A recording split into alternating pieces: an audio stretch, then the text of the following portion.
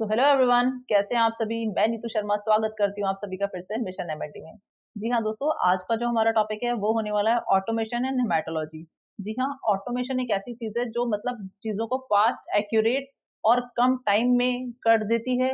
ये है हमारी ऑटोमेटेड एनालाइजर जो मेनली सीबीसी जैसे टेस्ट को परफॉर्म करने के लिए की जाती है, क्योंकि सीबीसी एक हमारा ऐसा टेस्ट है जिसमें बहुत सारे पैरामीटर्स यूज होते हैं, बहुत सारे ब्लड इंडिसेस उसमें दिखाए जाते हैं।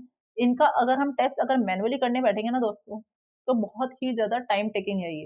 इसके लिए मार्केट में हमारे पास लैब्स में ऑटोमेटेड एनालाइजर्स होते हैं जो इनका रिजल्ट फास्ट, एक्यूरेट दे देते हैं। आज इसी के बारे में पूरा पढ़ लेते हैं कि what is automation and haematology. ठीक है, हेमेटोलॉजी में स्वचालन क्या है, पहले डेफिनेशन देख लीजिए दोस्तों। जी हाँ, automation in hematology refers to the use of automated machine and analyzer for performing various blood tests quickly, accurately, and with minimal human efforts. जी हाँ, हेमेटोलॉजी में ऑटोमेशन का अर्थ है रक्त से जुड़ी विभिन्न जांचों को तेज, सटीक और कम मानवीय प्रयास के लिए स्वचालित मशीनों और एनालाइजर्स का उपयोग। जी हाँ, जैसा मैंने आपको बताया, लैब्स में ऑटोमेटेड एनालाइजर्स आ चुके हैं। ये बहुत ही फास्ट, एक्यूरेट और बिल्कुल तेज और सटीक और कम मानवीय जिनके अंदर जो काम करना पड़ता है, मैनुअल वर्क बहुत कम होता है, ये ऑटोमेटेड एनालाइजर्स हेमेटोलॉजी के लिए यूज होता है। तो हेमेटोलॉजी में बेसिकली सीबीसी टेस्ट के लिए इसको बेसिकली यूज किया जाता है। डेफिनेशन मैंने आपको बताई दी, बहुत ही simple and sober. Next is automation in haematology में पहला पढ़ेंगे सेल काउंटिंग। भाई पहला काम क्या होता है, तो होता है हमारा cell counting. Automated haematology analysers counts blood cells, यानी कि RBC, WBC and platelets using electrical impedance, जिसे हम कूल्टर मेथड भी कहते हैं, कूल्टर सिद्धांत भी कहते हैं, that is called Coulter's principles. और optical method, that is light scatters laser. दोस्तों ये जो पहला है कि सेल काउंटिंग है, अब जो सेल काउंटिंग हो रही है हमारी, सेल काउंटिंग अपनी क्या क्या हो गई, आरबीसी, डब्ल्यूबीसी, प्लेटलेट, इनको काउंट करने के लिए भी ऑटोमेटेड एनालाइजर्स हैं। अब ये जो ऑटोमेटेड एनालाइजर्स हैं, ये इनको किस तरीके से काउंट करते हैं, देखिए इसके दो मेथड हैं, यानी दो सिद्धांत हैं। फर्स्ट इज कूल्टर मेथड, जिसे हम इलेक्ट्रिकल इम्पेडेंस प्रिंसिपल भी कहते हैं, and the second is optical method, जिसे लाइट स्कैटर्स कहा जाता है। ठीक है, स्वचालित हेमेटोलॉजी मशीनें रक्त कोशिकाओं, डब्ल्यूबीसी, आरबीसी, प्लेटलेट्स की गिनती विद्युत अवरोध कूल्टर सिद्धांत या प्रकाश की बिखराव लेजर विधि से करती है। यानी कि डब्ल्यूबीसी, आरबीसी और प्लेटलेट्स की जो गिनती है ये कूल्टर मेथड और ऑप्टिकल लेजर मेथड से की जाती है, किसमें, ऑटोमेटेड एनालाइजर्स में। ठीक है, नेक्स्ट इज हीमोग्लोबिन एस्टिमेशन।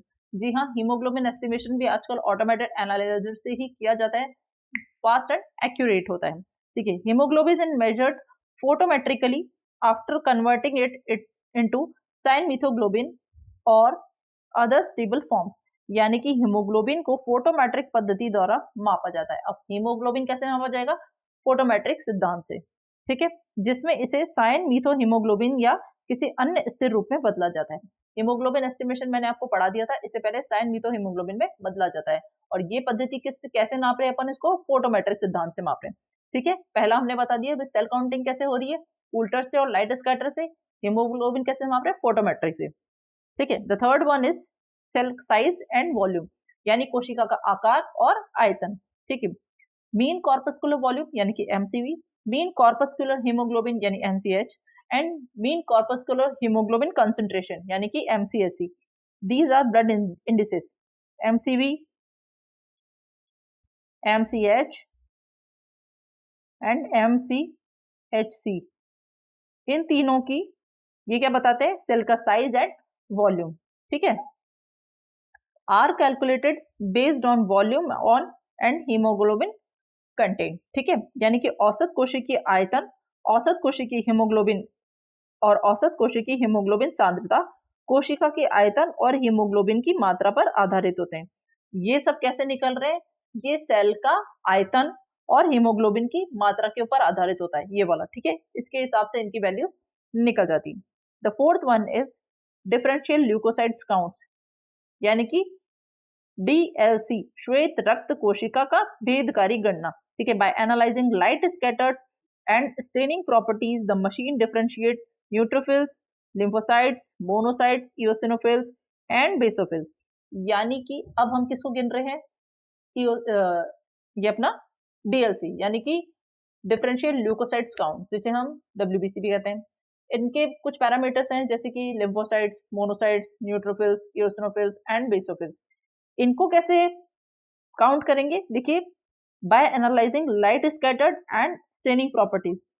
कुछ स्टेनिंग प्रॉपर्टीज के थ्रू भी हम इनको काउंट कर सकते हैं and by analysing light scatters से भी इनको काउंट कर सकते हैं। प्रकाश बिखराव और रंजकता के आधार पर machine neutrophil, lymphocytes, monocytes, eosinophils और बेसोफिल्स को अलग करती है। समझ में आप क्या हो गया? इसको लाइट स्कैटरिंग से करती है और अगर मैनुअल करेंगे तो स्टेनिंग से भी करती है। ठीक है। कॉमन टेस्ट ऑटोमेटेड इन हेमेटोलॉजी। ये कुछ कॉमन टेस्ट हैं जो हेमेटोलॉजी में बेसिकली यहाँ पे आपको पूछा गया है ऑटोमेशन इन हेमेटोलॉजी। तो हेमेटोलॉजी में जो कॉमन टेस्ट हैं जो किए जाते हैं, ये देख लीजिए सीबीसी। जी हाँ, मैंने आपको बताया कंप्लीट ब्लड काउंट यानी कि संपूर्ण रक्त की गणना।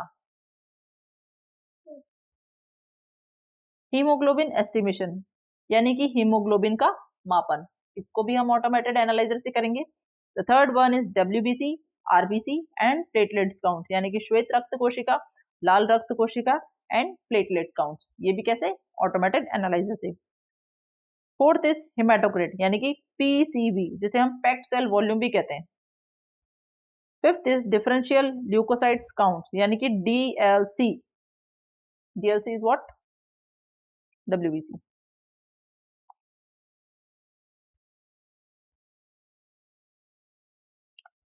रेटिकुलोसाइट काउंट, इनकी काउंट्स भी किससे कहे जाते हैं? ऑटोमेटेड एनालाइजर से। बेसिक प्रिंसिपल्स जो अभी मैंने आपको बताया कि कौन सा सेल किससे कर रहे हैं, हीमोग्लोबिन किससे कर रहे हैं, और जो अलग अलग चीजें हैं वो हम किन किन सिद्धांत से कर रहे हैं। बेसिक अगर प्रिंसिपल्स की बात की जाए, आपको अगर 2 नंबर का क्वेश्चन आता है कि write down the principles of automation in haematology, principle names, तो आपको ये एज इट इज छाप के आना दोस्तों। ठीक है, ये जो मैंने बनाया है ये पूरा एज इट इज आपको छाप के आना है। पढ़ लेते हैं एक बार basic principle. First is electrical impedance principle यानी कि विद्युत प्रतिबाधा सिद्धांत, that is counting of cells based on change in electrical resistance. ठीक है, इलेक्ट्रिकल इम्पिडेंस सिद्धांत पढ़ना है। Second is optical light scatter principle यानी कि ऑप्टिकल प्रकाश बिखराव सिद्धांत।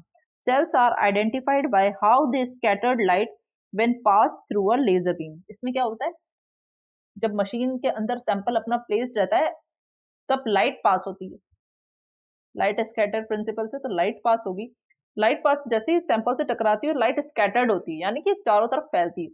इनके लिए वहां पर क्या, मैं आपको इसको डिटेल में भी पढ़ा दूंगी, एक इसका पार्ट 2 बना देंगे अपन जिसमें सारे प्रिंसिपल्स को डिटेल में समझाती हूँ। यहाँ पे शॉर्ट में समझाती हूँ, लाइट स्कैटर्ड होती है यानी कि फैल जाती है, तो वहां पर डिटेक्टर्स लगे रहते हैं।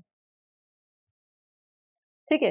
The third one is flow cytometry यानी कि advance method for analysing physical and chemical properties of cell. इसमें सेल्स की फिजिकल एंड केमिकल प्रॉपर्टीज बताई जाती है, किसमें? फ्लो साइटोमेट्री में। The fourth one is cytochemistry and fluorescence यानी कि used in advanced analysers for differentiating cells. Differentiating cells यानी सेल्स को डिफरेंशिएट करने के लिए फ्लोरोसेंस एंड साइटोकेमिस्ट्री यूज की जाती है, ये वाला प्रिंसिपल यूज किया जाता है। ठीक है, इनका एक सेकंड पार्ट बना देंगे जिसमें सिर्फ इन प्रिंसिपल्स को अपन डिस्क्राइब करेंगे डिटेल में। ठीक है, यहाँ पर आपको पूछा जाता है अगर 2 नंबर क्वेश्चन में right down the principles of automation in haematology, तो you have just write this. कुछ एडवांटेजेस हैं ऑटोमेशन के, फास्ट एंड एक्यूरेट रिजल्ट। जी हाँ, large number of samples process यानी कि एक नहीं 10 20 50 इवन सैंपल भी एक साथ रन हो जाते हैं बड़ी बड़ी लैब्स में। ठीक है, रिड्यूस ह्यूमन एरर। जी हाँ, जब मशीन इतना काम कर रही है तो ह्यूमन एरर तो होना बनता ही नहीं है, मशीन आपको फटाफट एक्यूरेट रिजल्ट दे रही है। Standardisation of result. जी हाँ, परिणामों का मानकीकरण, मतलब एकदम सटीक रिजल्ट आएंगे आपके पास, स्टैंडर्ड रिजल्ट होंगे। तेज और सटीक परिणाम है, अधिक संख्या में नमूनों की जांच हो रही है, मानवीय त्रुटि कम हो रही है, परिणामों का मानकीकरण है। लिमिटेशंस, जी हाँ, अगर एडवांटेजेस हैं तो लिमिटेशंस भी होती ही हैं।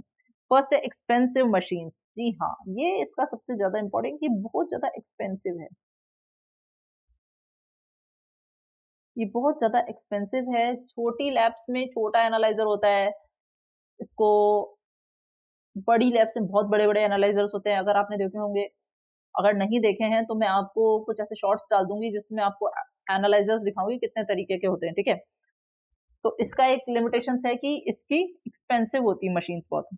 Require maintenance and calibration. जी हाँ, control and calibration daily run करना पड़ता है टेस्ट लगाने से पहले, वरना टेस्ट नहीं लगाए जाते, रिजल्ट अच्छे नहीं आते। ये हमें देखभाल और कैलिब्रेशन की आवश्यकता होती है। Sometimes abnormal cells need manual verification, यानी कि कुछ असामान्य कोशिकाओं की मैनुअल जांच जरूरी है। जैसे मान लीजिए अगर कोई सेल है, जैसे मान लीजिए किसी के ल्यूकोसाइट्स बहुत ज्यादा बढ़े हुए आ रहे हैं, तो आपको मशीन दे रही है कि बहुत ज़्यादा बड़े हो रहे हैं। आपको एज़ इट इज़ रिज़ल्ट छाप के नहीं देना है, आपको उसके मैनुअल काउंट्स भी करने होते हैं। तो ये इसकी एक लिमिटेशंस है। जैसे वहाँ पैथोलॉजिस्ट बैठा होता है, तो आपको उसकी स्लाइड बना के देनी पड़ेगी, एक पीडीएफ बना के देनी पड़ेगी। अगर उसके ल्यूकोसाइट्स बहुत ज़्यादा आ रहे हैं, तो आप उसको मैनुअल काउंट भी करके देना पड़ेगा कि हाँ, सच में इसके आ रहे हैं। मशीन ने अगर दिया है, तो उसको मैनुअल भी आपको एक बार वेरीफाई करना पड़ेगा। समरी एक बार देख लें। Automation in haematology is based on impedance principle, optical method and photometry to perform cell counting, haemoglobin estimation and DLC quickly and accurately. ठीक है दोस्तों, इजी भाषा में हेमेटोलॉजी में स्वचालन मुख्य रूप से अप्रोच सिद्धांत, प्रकाश की विधि और फोटोमेट्री पर आधारित है, जिससे कोशिकाओं की गिनती, हीमोग्लोबिन का अनुमान और डीएलसी तेज व सटीकता से किए जाते हैं। समझ गया आपको? सारी चीजें सीबीसी की फास्ट एक्यूरेट करने के लिए ऑटोमेशन एंड हेमेटोलॉजी का यूज किया जाता है। इसके एनालाइजर्स की जो प्रिंसिपल्स हैं वो मैं आपको डिटेल्स में एक पार्ट 2 बना देती हूँ, उसमें बता दूंगी कि किस किस तरीके से प्रिंसिपल्स में वर्क किया जाता है। आई होप आपको ये वीडियो अच्छा लगा होगा। अच्छा लगा हो तो लाइक शेयर एंड सब्सक्राइब कर दीजिए। Thank you so much.